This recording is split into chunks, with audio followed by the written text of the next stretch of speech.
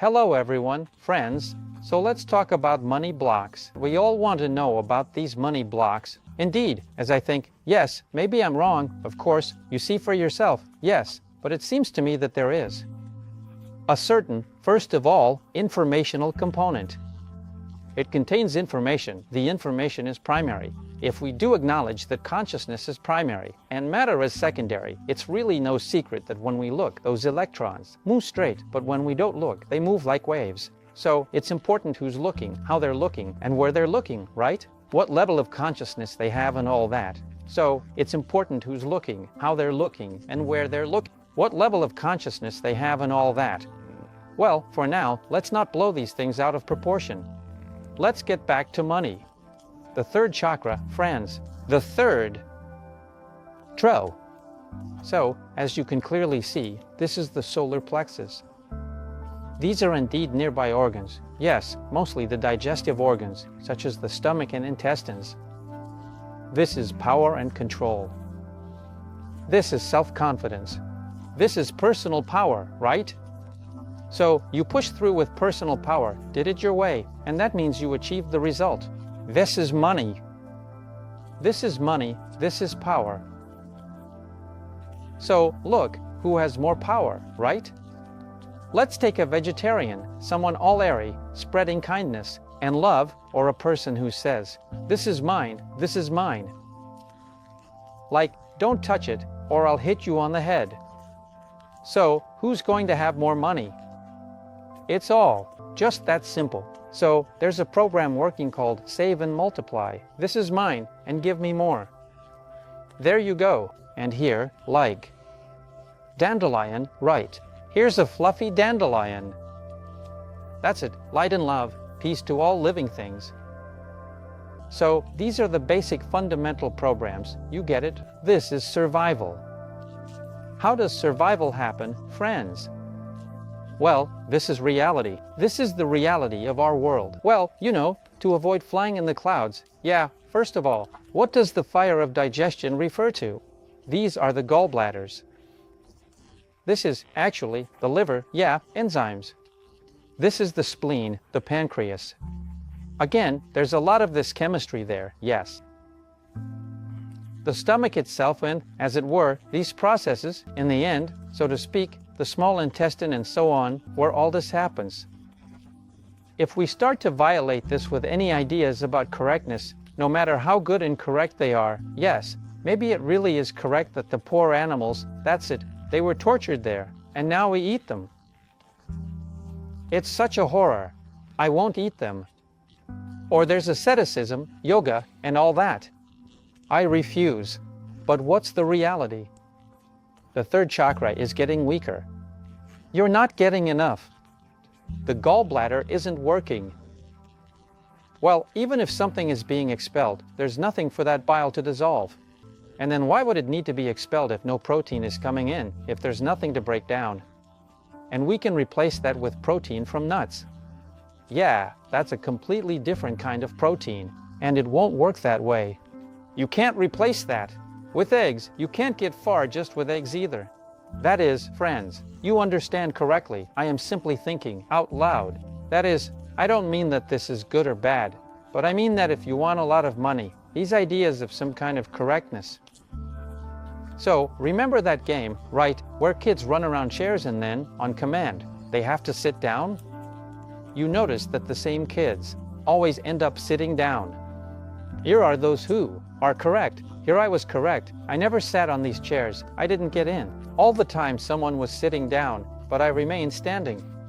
Because, well, it's true, I can't push someone or hurt them in any way. That's just not nice.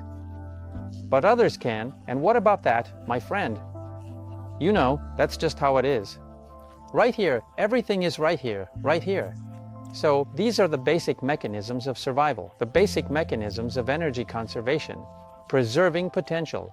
Then we can call it whatever we want. He's got an entrepreneurial spirit. He can sense where things are, where to invest. Just squeezing it out. Well, he feels it. Another one.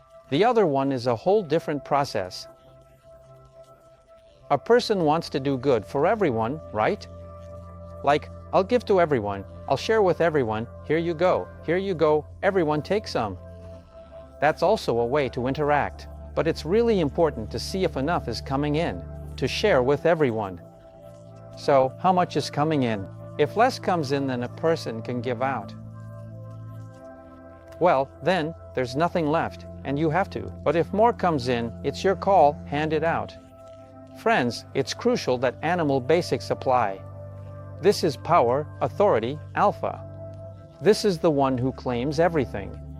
If this works on animal, cellular, subconscious levels, potential is gained. The alpha exudes personal power and authority, claiming everything. This power, working subconsciously, unlocks potential that manifests physically. If it works on the animal level, on the cellular level, on the subconscious, a person will receive potential. If a person is going to gain potential, that information expresses itself from the subconscious into reality.